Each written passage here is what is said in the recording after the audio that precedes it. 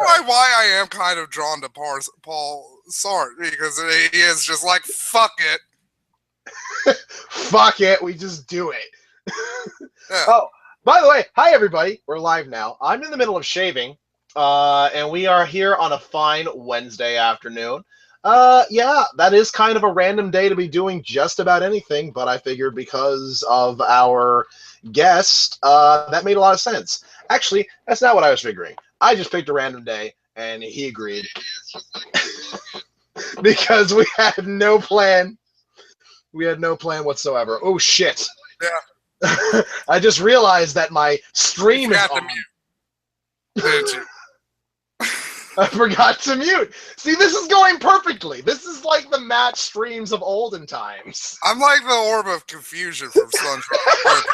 Except just horrible, inadequate failure. Well, not really. Just average failure, I guess. As an official introduction, allow me to introduce today's guest, who is somebody that you all will probably know if you know me, because there's no possible way that you don't know this infamous villain of fucking YouTube, Twitter, internet culture, shitlords in general. This is... What are all of your different names, Matt? You have, like, let's see, there's EdibleNapalm.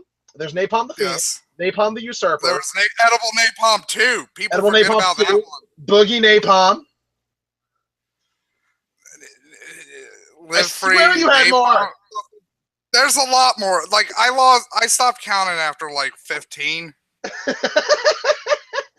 Oh shit. Oh, this is gonna be the weirdest video I've ever done. I'm shaving. I want to start off by telling a story that will submit my reign as shitlord. Okie dokie. Because I've never told this story on YouTube, and it involves you. When Lundy disappeared for like 3 months, I convinced everyone on Skype he was dead. Okay, so basically, this was about 2 years ago, I think, at this point, or I think so. Back in 2013, I'm pretty sure. 2 years. Yeah. Basically, what happened is I lost my internet for a little while, and it was about like 3 months of me not being on the internet, and I was so active before that it was just a complete drop from the face of the internet. And everyone's like, "Hey, well, I wonder what happened to Lundy. He hasn't been on in a while." And Matt just decided, well, I guess he's dead. And he got Callens to go in with it. He got Coughlin to go in with it. He got Rob to go in with it. Skep went in with it. Like, almost, like, literally everybody that I associate with on Skype and the internet, as far as like YouTube and Twitter is concerned, all were convinced that I was dead, and that apparently I was probably skinned and raped as a part of my death. Yeah, that's how it ended, because it started escalating. Because like once I was like, "Holy shit, people actually believe me, Lundy's dead. This is fucking ridiculous. How far can I take this?" It's like when I make up a story to my nephews. It's just like, how far can I take this before their little minds go, no, no. Oh, you're the one. You're also the one who decided to share the Krampus story with your nephew, and you also added a lot of stuff. Yeah, like how how he's fucking Santa's arch enemy. And Santa needs, like, mercenaries to go after him to provide cover fire from the gigantic Christmas demon. And those are all of the fake Santas that you see at the mall. They're all secret agents fighting for Santa. Yeah. How old was he when he told in this story? Like 4? Yeah, probably 4 or 5. Oh my God. He wasn't in school yet when I told him. You're a terrible uncle. Because, like, that was before, like, he got into the stuff with, like, the Black Santa and, like, slavery. And how Santa freed the slaves. Oh, shit. Oh, Androgynous Buttocks would like to point out... Androgynous Buttocks would like to point out that the chat between you, Callens, and Coughlin about my... well, kind of about my death... is actually still up on YouTube. I'm gonna have to find that and post that. It is? I thought I never talked about it because it's No, you got okay. So basically, like, Callan's got you and Coughlin in a call, and like he's like, okay, I'm recording now, and you're like, okay, let's get into it. Lundy's dead. Like that's how it starts.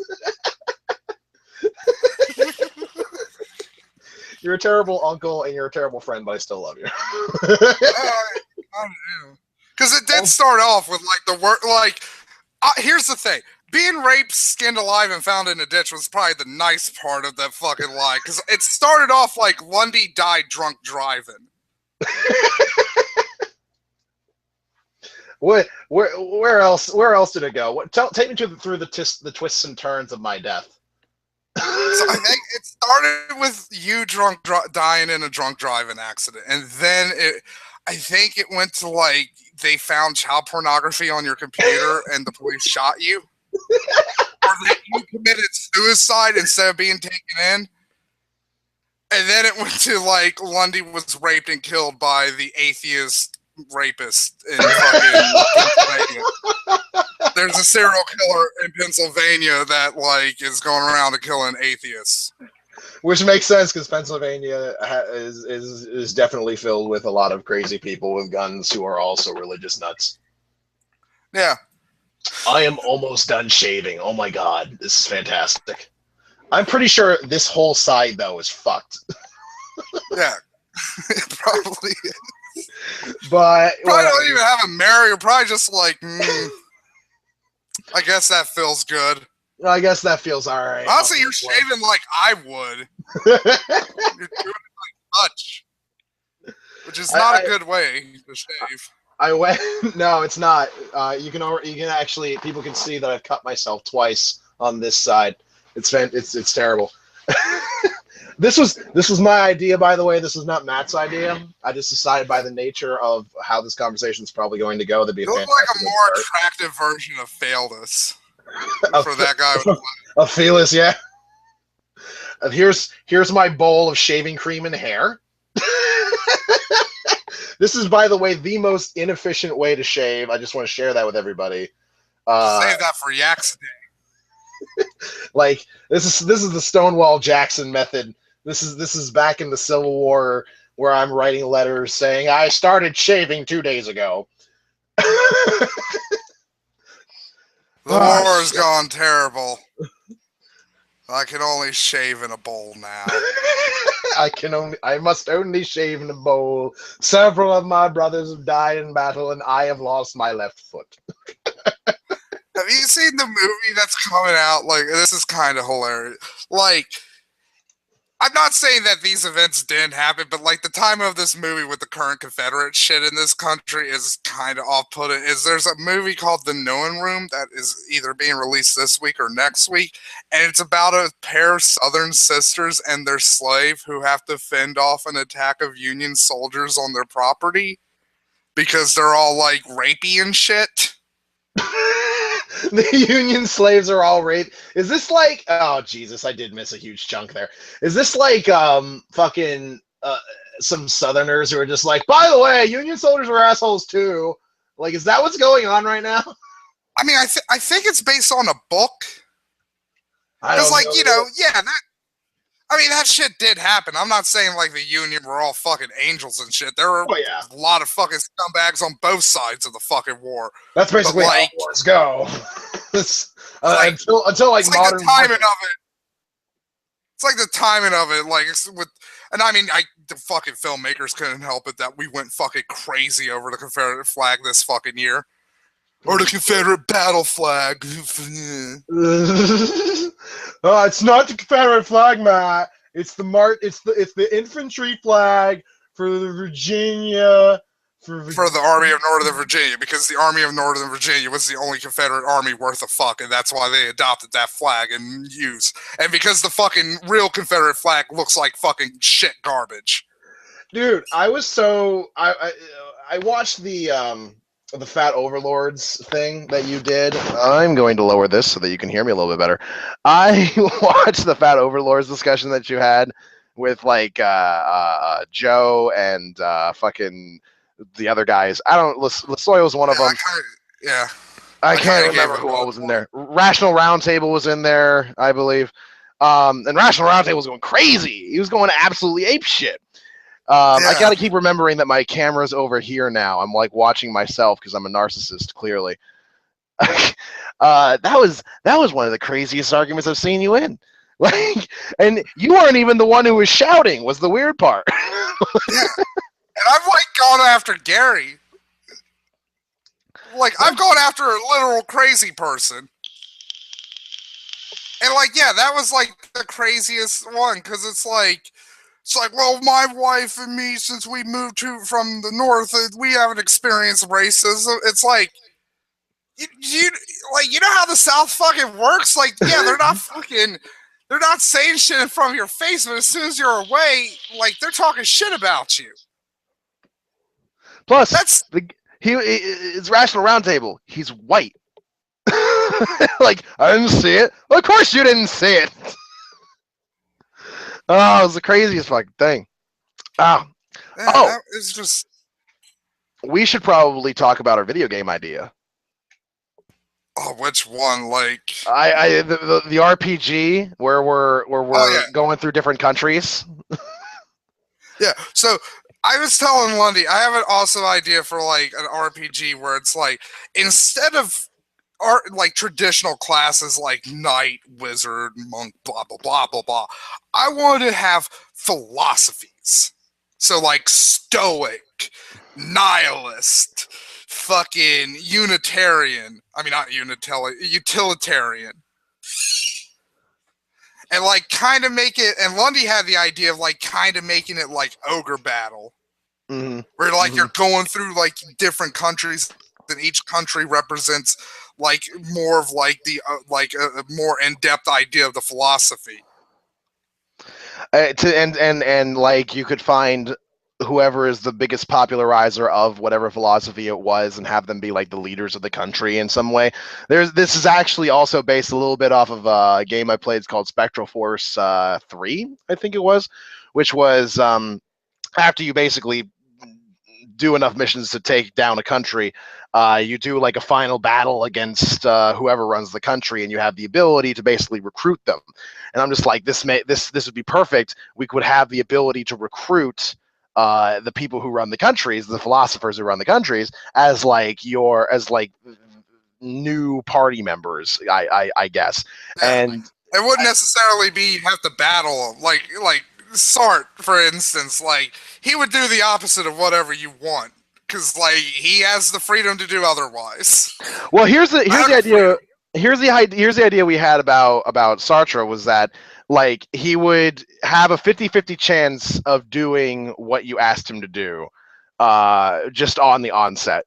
Like, if you went to recruit him, whether you say I want to recruit you or I don't want to recruit you, he would have the 50-50 chance of just doing the opposite anyway, basically. Like, you say, I want to recruit you, and then like a fucking coin would flip and he'd just be like, nope, and just walk away.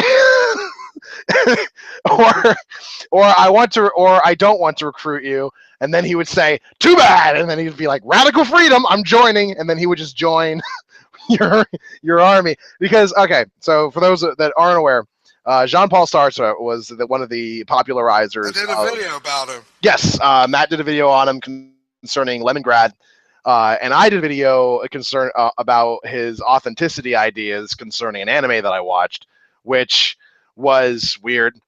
And apparently a lot of friends I have watched it and were like, I don't fucking understand a word that you're saying. So I done fucked up. But, basic thing, radical freedom, the notion that you are not beholden to any one set of rules other than what you want to do, at the very least, a fundamental level. Like, you kind of are, in the sense that you can be punished and you can have consequences for the actions that you do, but that doesn't mean that you still can't do that doesn't mean that you can't do other stuff anyway, even if there is punishments for doing it that way. Even if it's the worst option, you can still do it. Sartre was in a concentration camp during World War II, and he was like, I was never more free than when I was in that camp. Just defying the camp. Like, yeah. That's how he sees freedom, is basically defiance. not total defiance, I should say. It's just the sense that you still have the ability to make whatever choice you personally want without manipulation and all that shit. But this has led to the most annoying phenomenon in our Skype chats, as well as any projects that anybody wants to do with Matt. Anything that they want to do like normally or regularly, like the total D-bags shit, or Callan's and Darth's like nerd corner thing, or whatever the hell that is. Any project that they want to do with Matt, it always ends up with Matt, at least at some point, being like, nah, I'm not doing it today. Why not? Yeah, I'm bored with this now. I want to do a new thing. But Matt, we already committed to this. Radical freedom. I like Goku at the end fight of Dragon Ball Z Abridged with Frieza, where he's just like, I'm bored now. You're boring me. I'm gonna go now. Try not to kill it. Try not to kill anybody. Else I'm gonna have to kill you. I'm gonna go outside and look at a squirrel. Matt has fully embraced the notion of radical freedom, even though in your own video you pointed out the problems with it. Oh yeah, there's a huge amount of problems. Like, I didn't even get into fucking Sart's whole fucking like virtuous Nazi fucking shit. Yeah. Basically, while Sartre defense of the Soviet Union. While Sartre himself was, he took great pains to not actually lay out a substantive moral philosophy, like what is good and what is not good, as far as like particular actions are concerned. He went with the notion of authenticity, which is removing yourself from your own perspective and trying to observe actions through sort of third observer who is also a part of the society who is affected by whatever action happens. Like this impartial observer that you're going based off of is the most authentic point of view. Weird empathy, but without like empathy. Yeah, like the way he phrased it was really weird. But basically, the way he phrased it allowed for basically moral Nazis. And he never really explained why that doesn't work. He just said, we don't mean like moral Nazis, as in like, oh, he's a Nazi, he doesn't want to kill Jews. No, we mean like fucking moral Nazis, as in there could be a moral reason why you would have to exterminate 6 million people. Yeah, basically. And yeah, so he never explained why that isn't the case. He just kind of assured people, no, you can't do that, without actually explaining why. It's weird. Sartre was an oddball, to say the least. Also, he has a fucked up eye. Yeah, that's one of the reasons I love him, is because he's just like so weird and hideous and just awful. Like, you read up on him and like how he stunk and was just an awful fucking like horrible person to everyone, and yet he just got mad fucking pussy and everybody like respected him. It's your idealized life, isn't it, Matt? It really is. It's like, god damn, I wish I could go back into the 60s and just spout some fucking shit. I'd be fucking nailing Simone whatever her fucking name was. And she could be getting fucking women for me. Ah, Jesus, what the hell was her name? Simone de Beauvoir? I think so. I think so. I'm not either, honestly. Like, every time I pronounce Jean-Paul Sartre, I'm pretty sure I'm fucking it up and being like somewhat ethnocentric. I'm pretty sure, anyway. I don't really know. So yeah, we had a video game idea of doing of putting in those people. I have the idea of actually making it even further like Ogre Battle, where you would like answer philosophical questions in the beginning, and that would determine like your starting character. And also your like starting companion, and instead of battles, it would be debates. Yes, it would be massive debates. Basically, one of the ideas I had was every question there would be the option of saying, "I don't understand the question," and if you just pick that for every single question, you would get Wittgenstein. as yours because his whole thing was just like fucking language. It destroys all notions of philosophical problems and being able to answer them. It's intractable. Or at least that was the beginning of his work. Anyway, Socrates, I see, would be like the Warren of this game. Like he'd be like the main wizardy guy who's like asking you these questions. Yeah, it would probably be Socrates asking you the questions, and then he would And end up be getting killed. massively against poison. Any poison attacks, ad hominem attacks, poisoning the well attacks, those would do super effective damage against Socrates. Basically, it would be an instant death effect. Oh my god! Like we're turning this takes from like Spectral Force 3, Ogre Battle 64, and the other Ogre Battle games, as well as fucking Pokemon, basically. If we ever did do this game, I would love to get the person who does existential comics in to help. Oh, that would be fantastic. By the way, that's another link I'm going to be putting in the description bar, is Existential Comics. For those of you who don't know, it's a fantastic and hilarious comic strip. It's a web comic, and it's just philosophy jokes, the whole thing, basically. I gotta good philosophy jokes, not terrible ones. Existential Comics. And I think I turned Lundy onto it, if I remember right, because I started reading it because I think it was Topless Robot, which is now the Robot's Voice. They had like a thing about the Dungeon and Philosophy comics. No, it was IO9. They had a thing about the Dungeon and Philosophy comics, and I started reading them, and they were hilarious. And then I just started reading the rest of them, and they were equally awesome. Like, one of the more recent ones was Philosophy News Network Debates, and it was like the presidential debates, and one of the candidates was David Benatar. He was a cyborg with laser guns, and his whole thing was he wants to abort all babies. And then he went on a murder rampage. He says, "I'm staunchly committed to my pro-death stance. It is better to never have existed. Kill all humans." That's David Benatar. Yeah. And I love when they do the news stuff too, because they always have like little fucking like stories in the bottom that the like newscaster is like talking over, and they're always fucking hilarious. This is how I discovered Sark, by the way, was through this, and I was like, oh, this guy's hilarious in the comic. Let me read up on him, and then I found out it's like this guy's even more fucking interested than the comic. He's one of the main characters in the comic, honestly. He's in the top left corner. Oh, the best one, in my opinion, though, is like the 12 Angry Men parody, 12 Angry Philosophers, where they have just 12 philosophers doing the trial of Socrates. And fucking Sark is just like, I think he's not guilty. Why? Fuck you. I don't... And then he like changes his vote. He's like, no, I think he's guilty.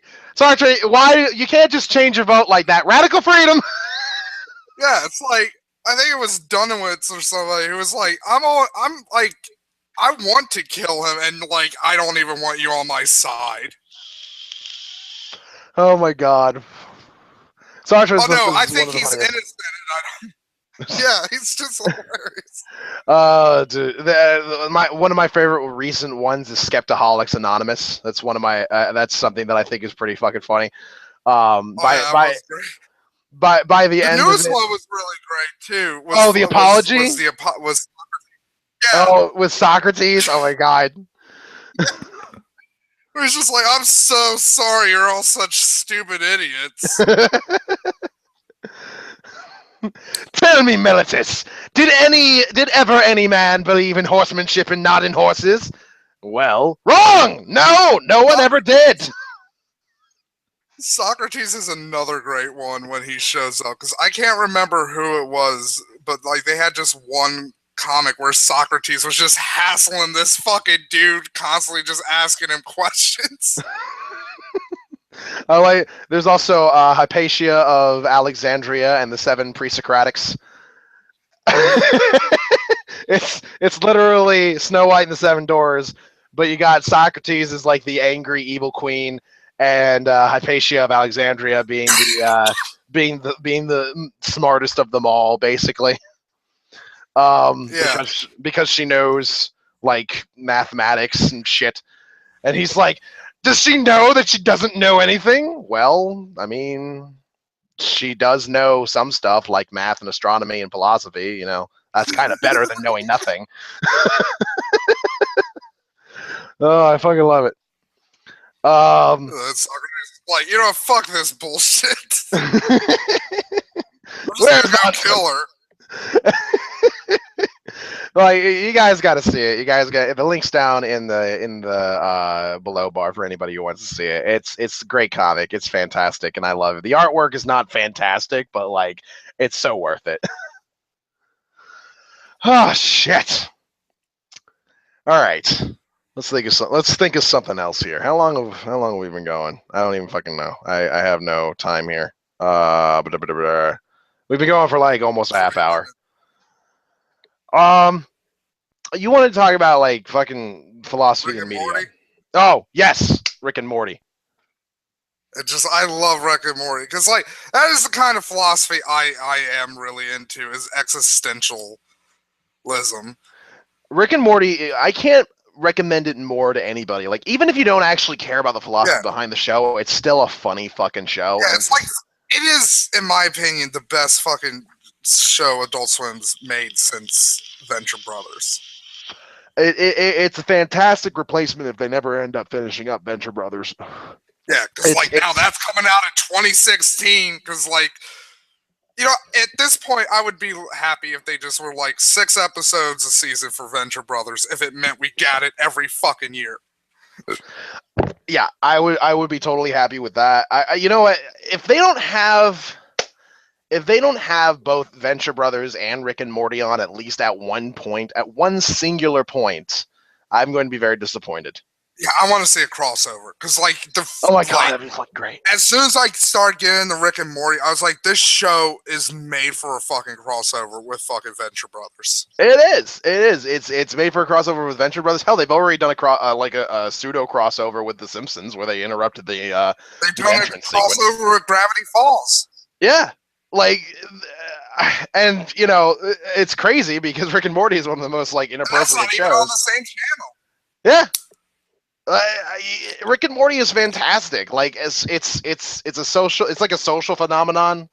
Like, honestly, it's spread almost purely through word and mouth, but it's so popular now. And it's weird because like it has like a very dark, weird, fucking existential tone to it, but it's not. It never gets to the point of just like, fuck it, everything's just hopeless. Kill yourself. You remember Owlman from Crisis of Two Earths? Yes. It reminds me very much of Owlman. I think there's at least some ideas that are derived from that. It's because, okay, for those of you who don't know and aren't nerds, Owlman is the parallel universe version of Batman, and if you don't know who Batman is, then I can't explain. Right. And Owlman is a nihilist and basically says the fact that there are multiple universes, like an infinite amount of multiple universes where literally anything happens, anything that we do in this universe doesn't matter because someone else has also done it or has done it better or has done it worse. It doesn't matter. And so he gets this idea to like blow up Earth Prime, basically, which would blow up all of the multiverse. And he said that would be the only thing that matters, is destroying the entirety of the multiverse. So he tries to do that, and he gets stopped. But basically, it's a similar philosophy to what is being espoused in Rick and Morty, because, and you don't really get into it until like halfway through season 1 when they do the thing, hi Callens, hi baby, I love you, because what happens is they by the way, huge spoiler if you haven't seen the show. Yeah. This is like halfway through season 1, so if you haven't seen it, it's a huge total shift. You haven't seen season 2 yet, have you? No, I haven't. I still need to watch season 2. Because there's another kind of moment like what you're going to describe coming up in episode 3 of Rick and Morty. Oh dear. Okay, so basically, Rick and Morty end up fucking up the Earth that they're on, like beyond repair. Like they can't do anything. They make a bunch of Cronenbergs. That's what they call them. They make a bunch of Cronenberg people. It starts off with a singular mutation, and fucking Rick keeps trying to fix it, and it just gets worse and worse and worse until they're like, I think we're fucked. So they just go to a universe where the whole thing was fixed and everything else is the same, and they just kill but at the same time, that Rick and Morty die. So they come into that universe.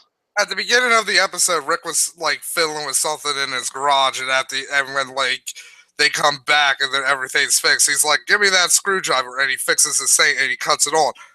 Rick and Morty die. They get killed. And the new Rick and Morty, who are the original Rick and Morty that we're watching in the show, come in and then bury those Rick and Mortys and then take their places in this new Earth. And Morty is freaking out. Rick, honestly, he's done this fucking shit before. Yeah. Like, you gotta wonder which universe that Rick is from. Because that's the thing with Evil Morty. Like, I think Evil Morty is his original Morty. Because, like, in the episode with Evil Morty, Rick has a memory of Morty as a child, but in the current universe and the universe that before the one they fucked up, Rick hasn't been with his family for like 20 years. He hasn't seen his daughter in 20 years, so how could he have that memory of baby Morty? Who is less than like 15 years old. Yeah, like, so what, like 14? Yeah. So yeah, Morty's like 14, 15. So, like, I think Evil Morty is the original Morty, and, like, I could see Evil Morty kind of being like Owlman, where he's like, I'm going to find main universe, and I'm going to blow it up.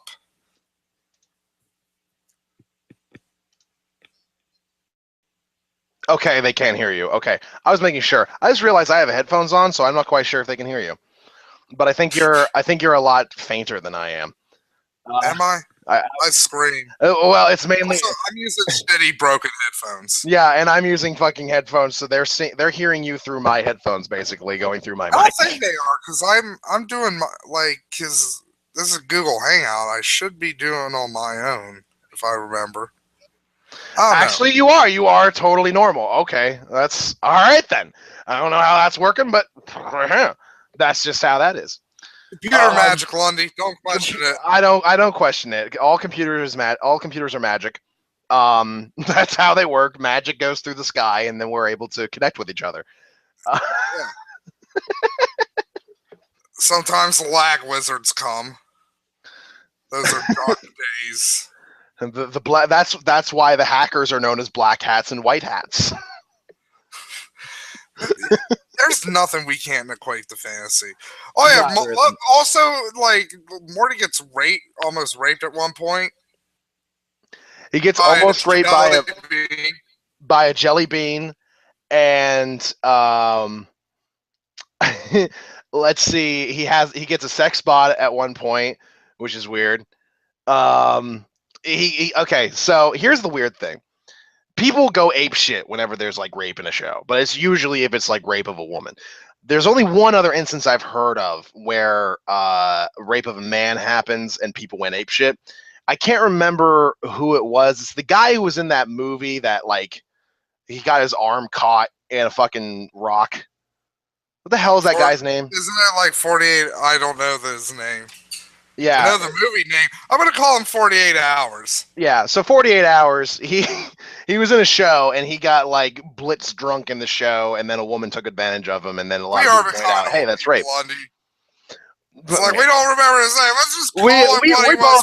We're both Alzheimer's patients over here trying to fucking... Hey, remember that thing? That guy who was in the thing. We're like... Yeah, it's the 48 Hours. Why are we going all like Brooklyn? Like, hey, Tommy from the Bronx. We're talking about Mr. 48 Hours. Look at him. Who does he think he is cutting his fucking arm off? Well, that's fucking gross, dude. That's fucking gross. That's not what I would have done. You know what I would have done? I would have fucking bench pressed that fucking rock. Yeah, I would have told that rock, get the fuck off me. I ain't no fucking fag. I would have fucking hit butted it. We're fucking terrible. But yeah, so that's the only other instance I can recall of like people being up in arms about like a dude being raped in a show. But Morty gets sexually assaulted in a show, and he's not only is he a dude, but he's 14, and like I got nothing. Like no one says anything. And to be fair, and it's kind of like a brutal scene for like an animated show. It's pretty fucking rough. To be fair though, when I go and watch it, I get what they're doing there. I get that it's not pointless. It's not like a pointless fucking sexual assault scene or anything along those lines. It paints a picture of the world. It proves a point of the plot. There's a lot of reasons why this happens. It's like, hey Morty, you're a little too naive and innocent to be out in the multiverse. Basically, like that's the basic thing is they go to a universe where like everyone else is like a giant and they're ant-sized. Yeah, it's kind of like fantasy universe. But there's also it's like Jack and the Beanstalk. Jack and the Beanstalk in a courthouse, oddly enough. Yeah. But yeah, so Morty gets raped. You know what else was fucked up? When the giant died in that, when he hit his fucking head on the side of that table. Oh, yeah. Yeah. That shit made me wince, because like his eye exploded and half his skull was crashed in. Terrible. It's fucked up. There's a lot of fucked up things in that show in general. Dude, we're talking about a show that has a force field that's generated through the pain of 1,000 Mortys, who are all strapped to the outside of this sphere, just tied together, constantly being tortured and screaming. Like, that's this show. Think about that for a second, Matt. Yeah, and like there's a lot more darker shit in season 2. Oh boy. This is gonna be crazy. I can already tell. I can't wait to get started on it, honestly. It's gonna be fantastic. Yeah, it really is. Rick and Morty. I like my favorite thing is the daycare for Jerry's. Is that in the second season? Because I don't remember that. Yeah. Okay. All right. The daycare for Jerry's. That sounds fantastic. That sounds magical. Because Jerry's don't have a long lifespan in the multiverse. Oh, poor Jerry. Like no one knows what the fuck we're talking about if they haven't watched it. But I'm guessing they probably have. You know what's funny about Rick and Morty? When I first saw the commercials and shit for it, I was like, I'm gonna fucking hate this goddamn show. Like, Rick burping all the time is going to be annoying. Like, oh, they're doing the fucking stupid dad, smart mom fucking trope bullshit. Like, I hate it already. And then I started watching it, and I was like, oh, they fucking... Okay. One of the things to note about Rick and Morty is that they do the script impromptu. They don't actually like pre-write a lot of the script. Like they know where the story is going and they know how the story is going to work, but a lot of like the particular lines are improv. Yeah, a lot of the particular lines are improv, and I think and then the animators make the episode around that. It's kind of awesome, honestly, like the way they do it. Like, and you can tell that that's what's going on, and it creates a huge amount of realism in the dialogue, honestly. Yeah, because it's like this fucking hangout. They just go on weird fucking tangents for no reason. Oh, they do another extra dimensional cable episode. Oh, I love that episode. Yeah. This you don't understand. We can literally get a channel about anything.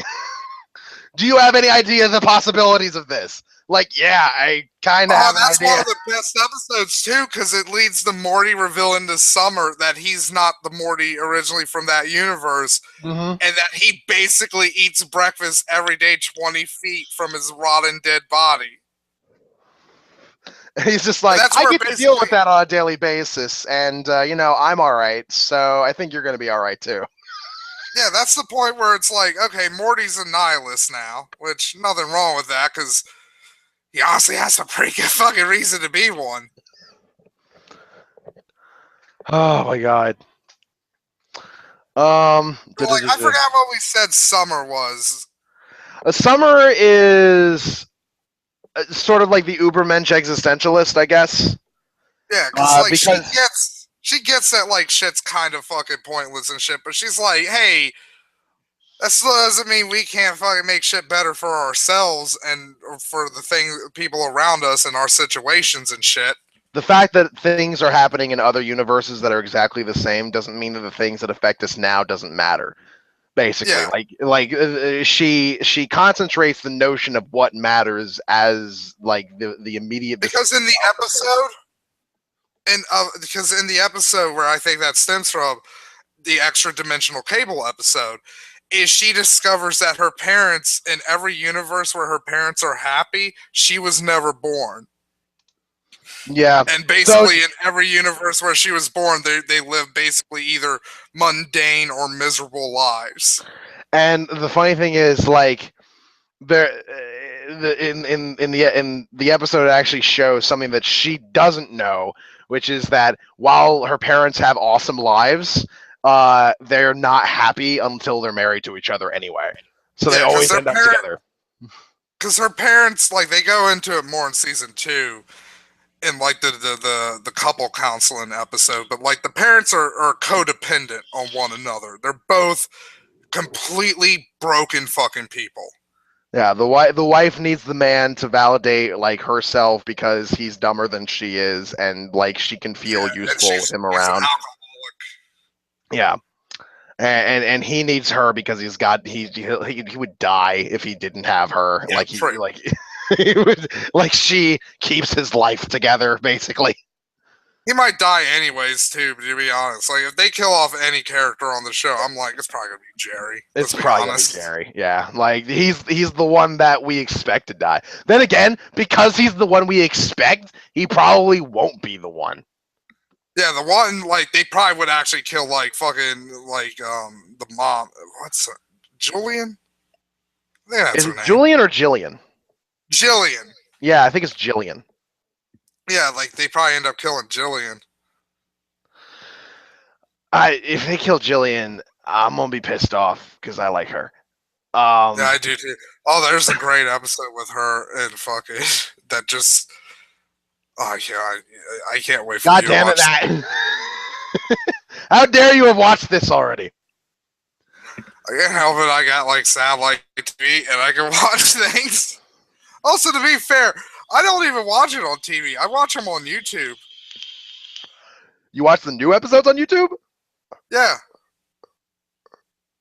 Because, like, they're up for a day before they get taken down, so. Fuck.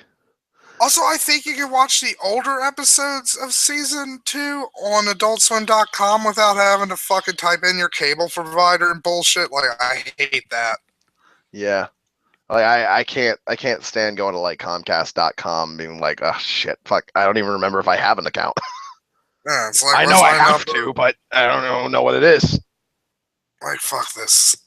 I'll just that's pretty much it. Like I was gonna be like, hey, I'm gonna watch it on AdultSwim.com, and then it's like, you want my satellite provider? Go fuck yourselves. I'm just gonna watch it on YouTube. The thing with them on YouTube is they're always either sped up or slowed down. Yeah, they've been doing that with a lot of stand-up comedy videos too. They get uploaded, and so you have to like go to the options and like either speed it up or slow it down. Oh, the best one is when Rick goes into his battery. That's my favorite episode of season 2.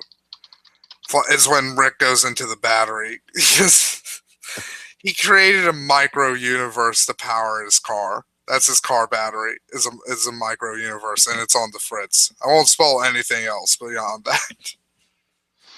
I'm on Sunova right now. After we get done, I'm going to go ahead and watch those probably. Which is going to end up limiting my league time with Callens a little bit, but I think he'll get over it. I apologize in advance to you, Callens, for that. You always call him Callens. I do. And I know now his name is Callens. I can say it, Callens. There we go. But It just naturally comes out Kalens anyway.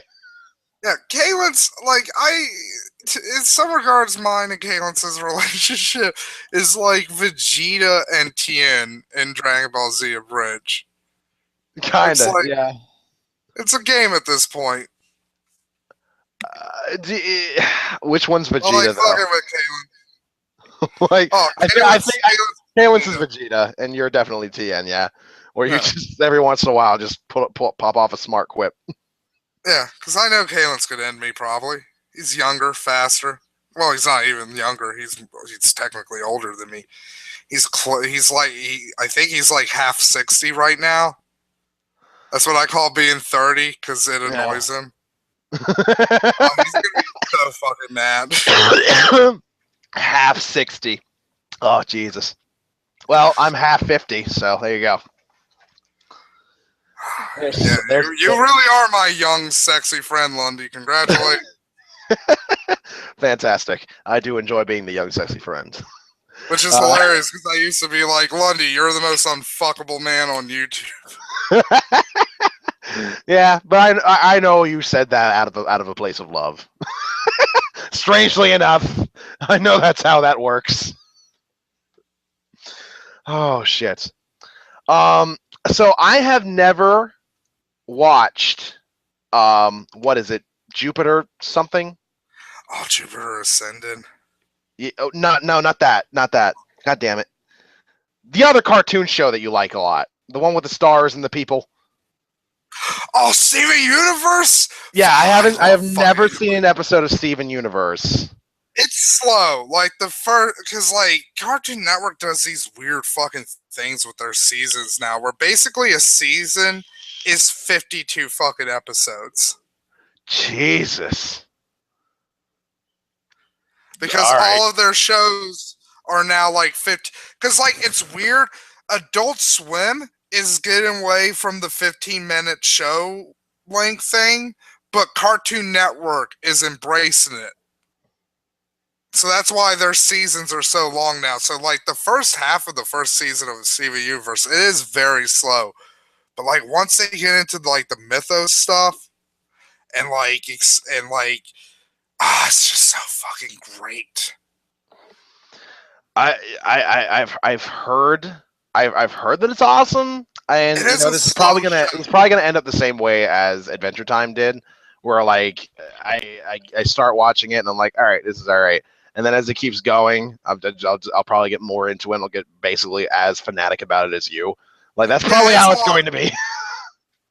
It's very much more character driven in a lot of ways than Adventure Time. Which Adventure Time is a hugely character driven show, but like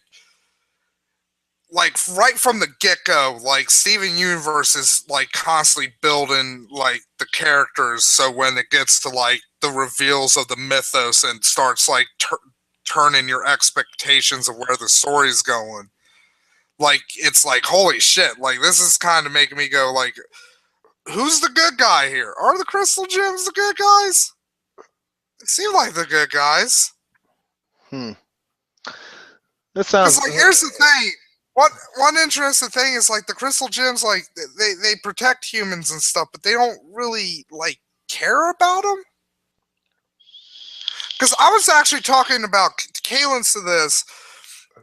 Like I was rewatching some episodes, and I think Steven's mom, like she was like a caring person, and she's shown it. Like that's cool. Like I can't do that shit. Like now I'm amazed by like your smoke tree. I learned I could do that the other day. Continue. But Steven, but like, I don't think Rose was empathetic.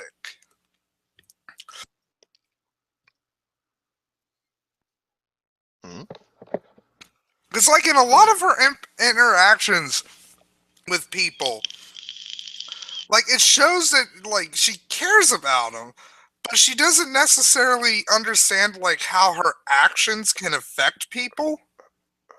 Okay.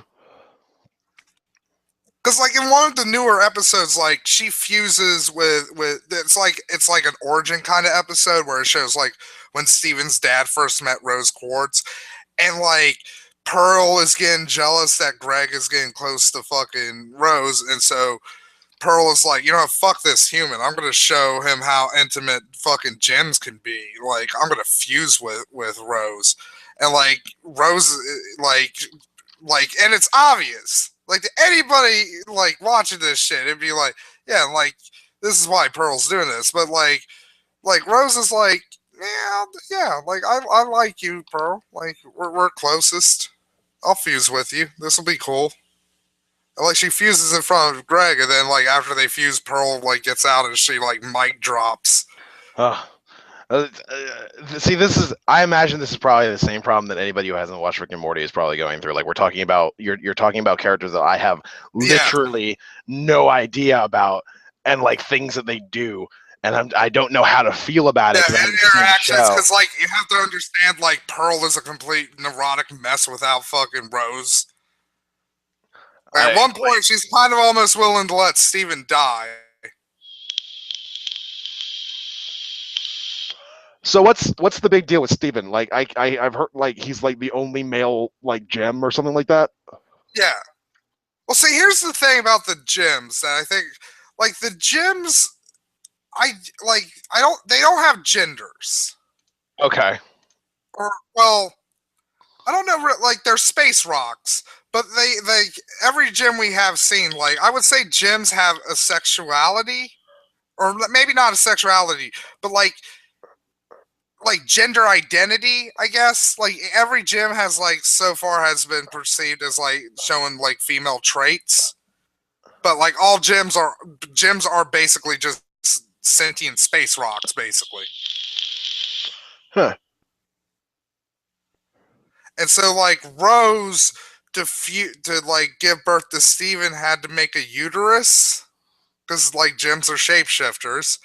So she shapeshifted a uterus and a vagina, and Greg came in it, and that made Steven. Wow. And like to give birth to Steven, Rose had to lose her ability to form, and that's where Steven's gem comes from. Good Lord, this is a kid's show? Yeah. Okay. Here's the thing. One of the characters is made of lesbians. Made of lesbians. Yes. Garnet is made of two other gems called Ruby and Sapphire, who are in love with one another, and it is shown to be in love. They are in love with one another. They openly identify as females. Every time they're not like Garnet, like they're like all lovey-dovey kissing on each other and shit. Like they're lesbians, and Garnet is made of them. So Garnet is made of lesbians. Garnet is the manifestation of the love between two women. So it's kind of like two women reproduced then. Yeah, it is. Like there's a lot of fucking like. That's why it is kind of hard to describe Steven Universe to somebody who's never watched it, because there's so much weird fucking shit you have to explain. I need to watch this. I need to watch this and possibly get into it like more than you are. I mean, it sounds interesting, and I saw the opening that you gave as well, which which looked exceedingly anime-ish. Yeah, the new opening, like, yeah, it is pretty much. Also, it is hilarious. Like, if you're a fan of old school anime, a lot of the fight scenes are basically just fight scenes from old anime. Oh, that's awesome! Like shot for shot, just like this is the fight scene from so and so. I'm so interested in this, and it's going to consume my fucking life. So thank you for that ahead of time. You're welcome. Oh, you know what else we should talk about? Inuinji. Or Inuit. The game with fucking Luigi, where he suffers from Inu. Oh, where he's walking around with a cigarette? Yeah. Emo-Ouija. And we, Yeah.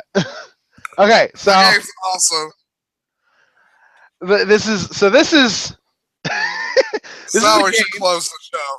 This is a game online, and you play as Luigi from the Mario Brothers in the 8-bit saga, and you walk around the Koopa Kingdom, well, the Mushroom Kingdom, and you just sort of be emo about everything in it. Like he has contemplate your existence. He contemplates everything, like his past. Like, does anything really matter? Like, he jumped and I didn't. Did I plumb? And like, it's so sad as you as you go through playing it, because he's just like, and Mario kept saying that we had to go save the princess, and that was his purpose, and I didn't have the heart to tell him that all I wanted to do was go home. And I'm like, Jesus Christ. It's amazing. I gotta find a link to that. Emo-Ouija. I think it's ENNUI then EG.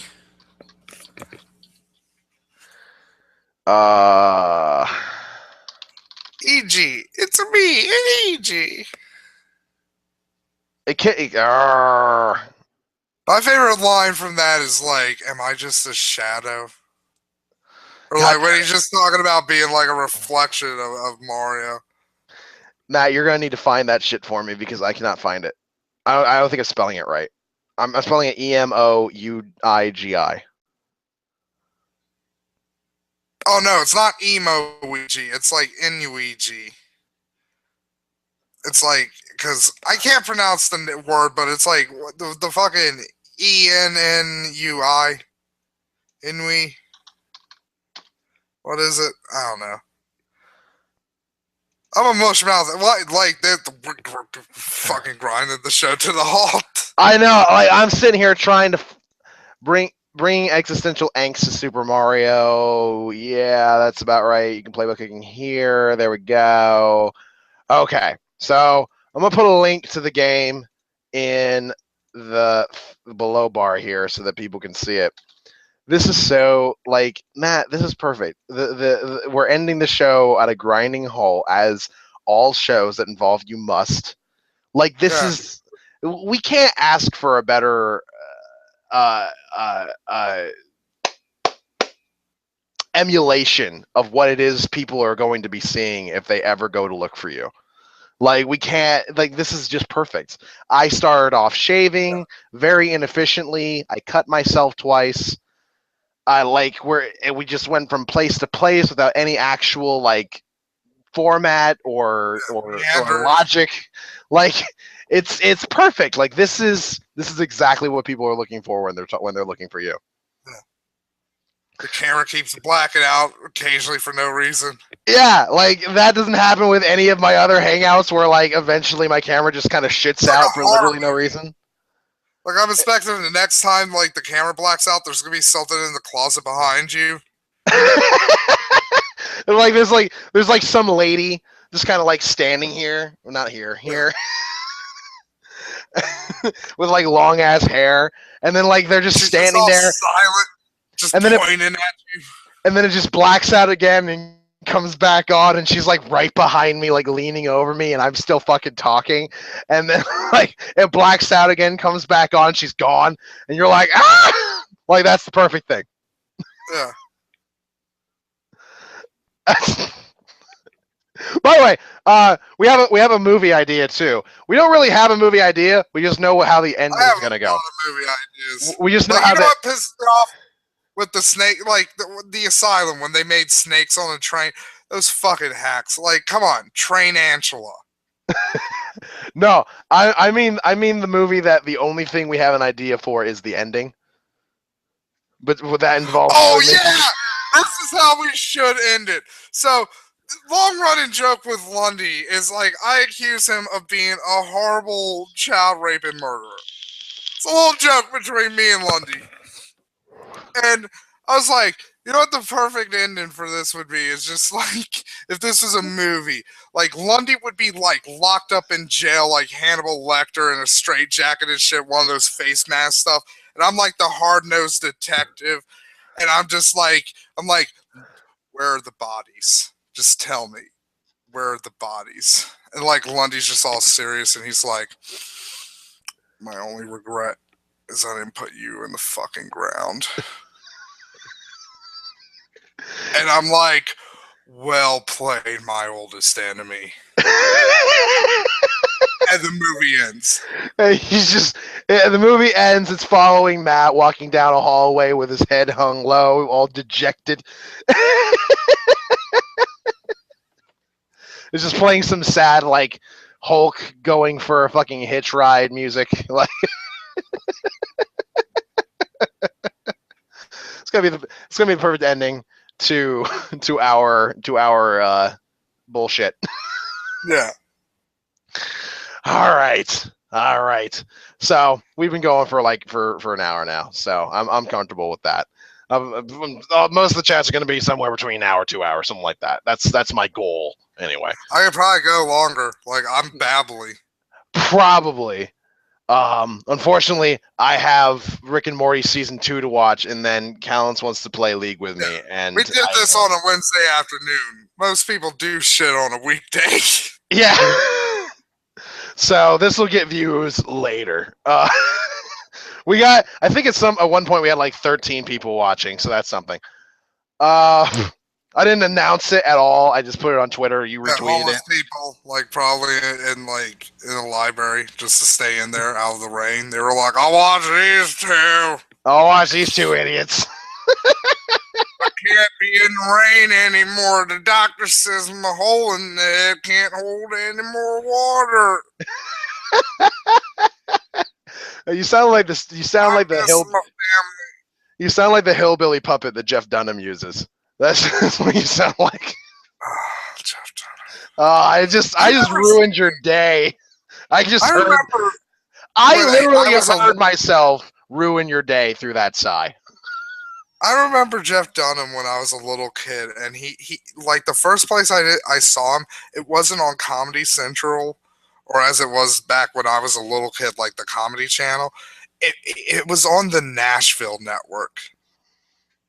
The Nashville Network. That's fucking weird. Yeah, because like I think it was like Dolly Parton or fucking someone out of Benson. Like they had like a variety show that would show on the net. I think it was Dolly Parton out of Dollywood. So like Dolly Parton would have like this variety show of like the best of Dollywood and shit, and he was on there. Like the first puppet he ever used was like the two old people puppets, like the old lady. Oh God, yes. Oh my God, that was forever ago. Yeah. Good Lord. That's the fucked up thing about Jeff Dunham is like when he started getting popular, I was like, this guy seems familiar. And then he pulled out that old lady puppet. And I was like, oh my God, it's fucking him. Don't you mean like the old man puppet? Yeah. Fucking Walter, I think is his name or something. Yes. He's got that fucking like look on his face. Yeah. Yeah, he looks like a scrotum with a nose. Yeah, basically. Oh my God, Jeff Dunham is so not funny. It's insane. My mother loves every comedian that isn't funny. Like every comedian I look at and I'm just like, this is torture. She finds hysterical. Dane Cook, Jeff Dunham, Gabriel Iglesias. Is that the fluffy guy? Yeah. Like, I'm fluffy! Do you know how many fucking specials that motherfucker has? Like, he has like 17 fucking specials on Netflix. I know, it's fucking insane. He's like the Gallagher of fucking Netflix. Like how Gallagher was with like Showtime, and he had like 23 fucking specials on Showtime. The weird thing about that is that he only has like one joke, and he just builds off of that basically. Yeah, the fact that he's fat. Like, oh, he's not fat. He's fluffy. I'm not fat and fluffy. Also, like, whatever. Every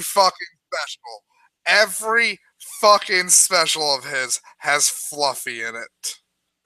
Like, Larry the Cable Guy isn't that big of a hack to have, like, get her done! Like, in the title of every single one of his specials. Yeah. Oh, Jesus. I can't stand Gabriel Iglesias. I can't stand Dane Cook. I can't stand Jeff Dunham. And my mom loves all three of them. Like, she'll, like, text me, like, yeah, guess who's on Comedy Central right now? Probably somebody I don't want to fucking watch. It's like one of the only ways. It's one of the only ways we bond.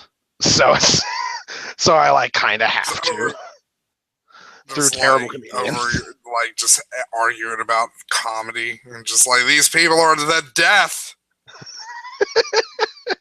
Like we're watching a Dane Cook special. I'm like, what is funny about this? Seriously, he's just saying words in a silly way. That's not funny. You know who I like as a comedic actor, but I can't stand their stand-up is David Cross. Yes, I would agree with that. Like whenever I see him in a movie or a TV show, he's awesome. Okay, who the fuck is the other like kind of balding guy who? God damn it! Us and our terrible memories. There's another like kind of balding guy. He was on Louis like for a couple episodes, and he has like a really monotone voice, and he like whispers a lot. He tells a story about, huh? Are you talking about Bob Kelly, the fat guy? Is he kind of fat? He's like an old like skinny guy. Like not really like old, like he's not gray or anything, but is this even right? No. Ah, god damn it. Damn it! He tells a story about like they got his name wrong on a fucking on a door at a comedy club, and like everyone rises and claps when he gets it changed correctly. What the fuck is his name? Chat, help me out here. Yes, help us. Help us remember these vague details. We're not very good. We're very bad at this. If it was Louis C.K., we would know. Yeah. Although, to be fair, Lundy, you only gave Baldwin... I said he was on Louis. If I say... How the fuck am I going to say he was a balding guy on Louis, but it wouldn't click. Like if this guy was a rape suspect, we'd never find him, Lundy. Oh my god. If you fucking put him in a lineup, I could see him and I could be like, yes, that guy. No, not Sam Kinison. He's fucking dead.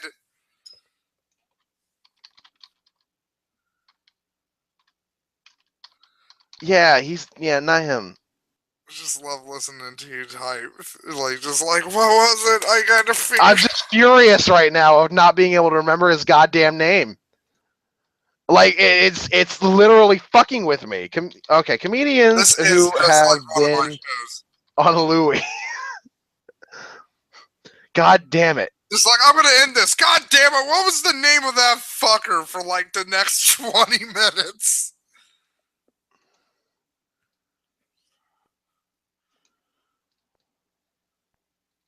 Joe Rogan? No. Todd Barry! That's his fucking name. Jesus Christ on a cracker! There's so many ways you could have described Todd Barry other than just balding. I mean, I said he's bald and he's kind of small and he looks kind of old. You could have said the guy who looks like Dale Gribble, and I would have been like, Todd Barry. He doesn't look like Dale Gribble. Todd Barry fucking looks like real life Dale Gribble. Totally. No, Matt, I'm pulling the blind card on this one. You don't know. Fuck you. That's Sidist. Sidist. And according to the privilege calculator, fucking being blind is worse than being black. So think about that one, Lundy. You basically told the equivalent of, you basically called the equivalent of 100 black guys nigger. Think about that. Oh, Jesus Christ. And you know what? You just said the word nigger. And so did I. So there you go. Now we're both fucked. Oh. Then again, they expect it from you. You're Southern, so. I've done shit that should have ruined me a long time ago. Like, it won't fucking happen. You, on the other hand, you'll be crucified. True. I've just destroyed you, Lundy. Thank you. Appreciate it. You're welcome. Oh, he told us, man, like, he died. Like you're just randomly naming people. Other 1-8. 1-800-STOMP. He's just randomly naming fucking comedians. Like he's not. He's. Oh my god. So Todd Barry. Okay. So what I was saying was, I find you Todd said Barry. The guy looks like Ron Howard's brother. Like I would have been like Todd Barry. Or the I don't know what Ron Howard's brother looks like. Now I know. Apparently, he looks like Todd Barry. Yeah, he's creepy. Yeah, but I enjoy him telling a story. I don't enjoy him doing anything else.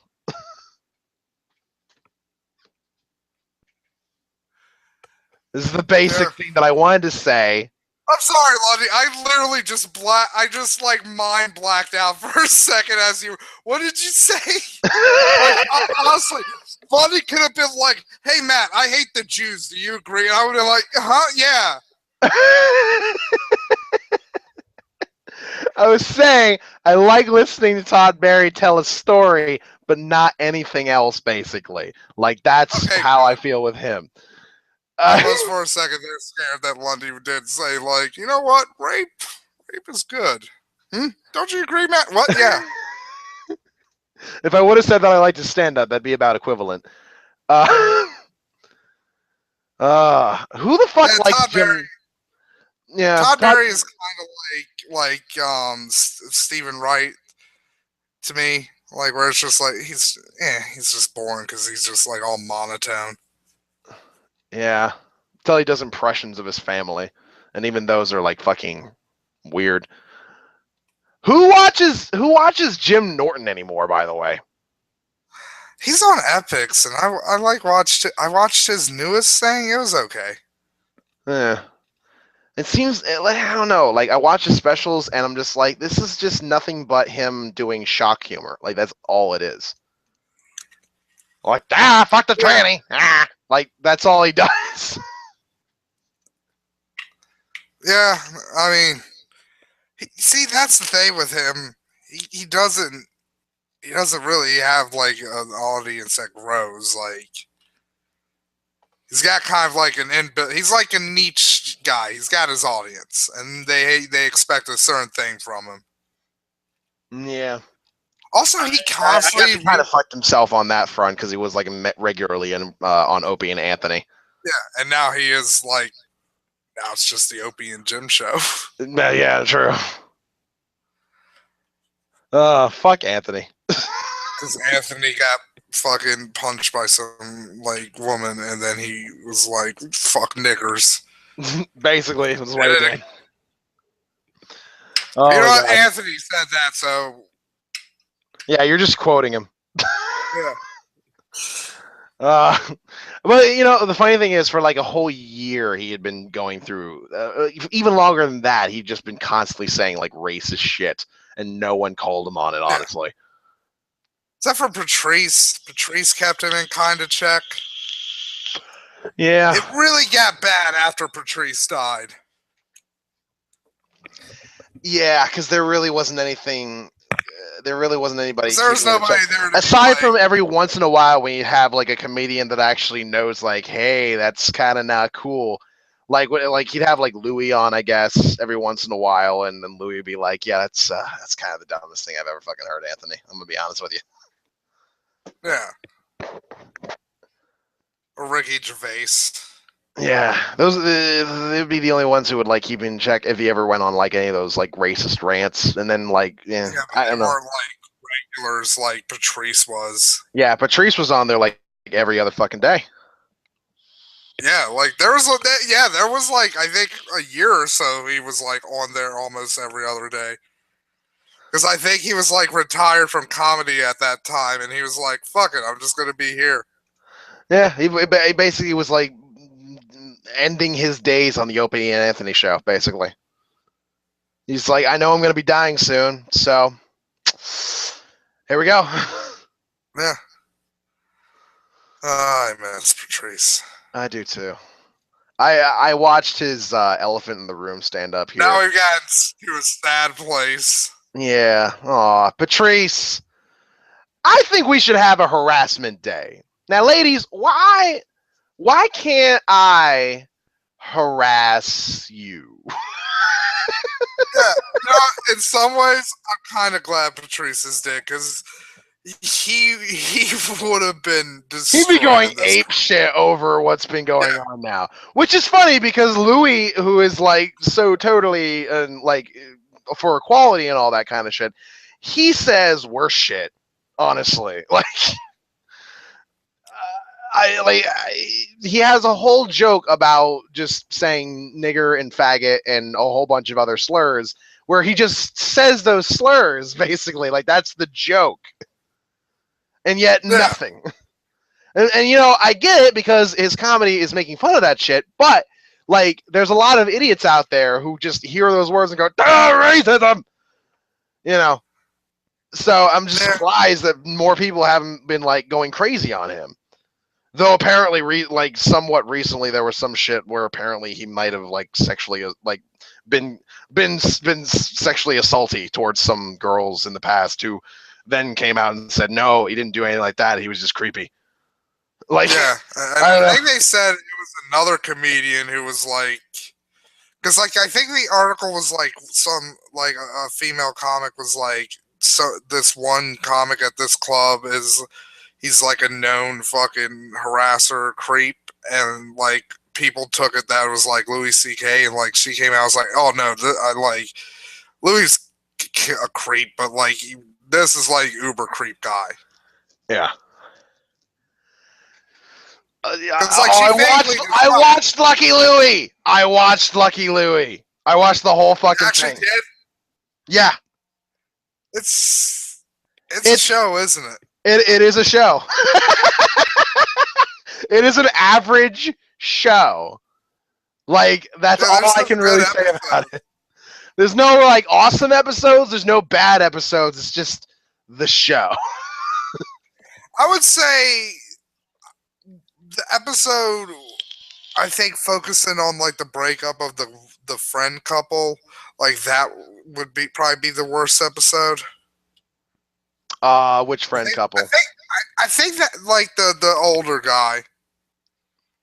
Because wasn't there an episode when they go on a no? It's the episode when Louis and his wife go on a date. Yeah, because they basically like somewhat divorced, but they didn't really. Yeah, and it was just kind of boring and just. Yeah, and they just connected on the fact that they hate each other, and they're just gonna stick with it. I'll be honest. Other than that episode, I don't remember a single fucking episode. What about the episode? What about the episode where he locked his daughter in a closet because he just didn't know how to deal with kids? Because his daughter was like an entire asshole. I believe so. Because basically the whole premise was like his daughter was like a huge little shithead, and she's just like, I'm not leaving my toys out here because I don't care, and she's just like march into her room. And like she was just being a cunt basically, and so Louis gets some advice as to how to deal with kids. I also remember you got to see Louis C.K.'s dick in the show. Oh yeah, that did happen because it was HBO, so they were like, well, let's fucking use it, I guess. I like how you say we get to see Louis' dick in the. Nobody wanted to. Let's be clear on that. That was snuck up on us. Yeah. It was like a fucking nasty, awful. Well, to be fair, I knew it was coming because he talked about it on Opie and Anthony when he was promoting it.